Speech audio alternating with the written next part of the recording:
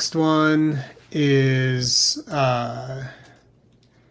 so this is a little subtle, but if I open up my network tab here, I'm going to scroll this dashboard and you should see a bunch of network activity and you should see tiles flash in.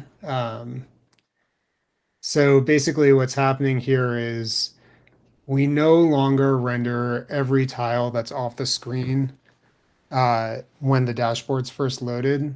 So this should be a pretty large performance improvement for especially folks who are on underpowered machines, or, like maybe they just land on this dashboard and don't scroll down. And so there's no real reason to spend the extra resources to render everything below the fold. You could see everything loaded pretty quickly, so it's still pretty performant. It's just like a nice little performance improvement. We do run all the queries in the background still, so all the data is there.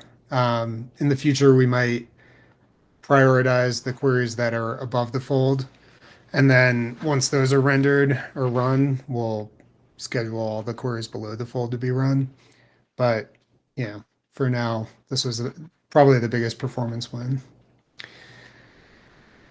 Any questions on that before I move on?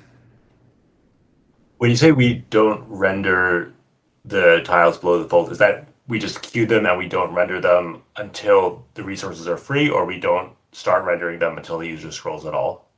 We don't render them until the user scrolls at all. Will that make like scrolling through a dashboard slower? No, shouldn't. Okay.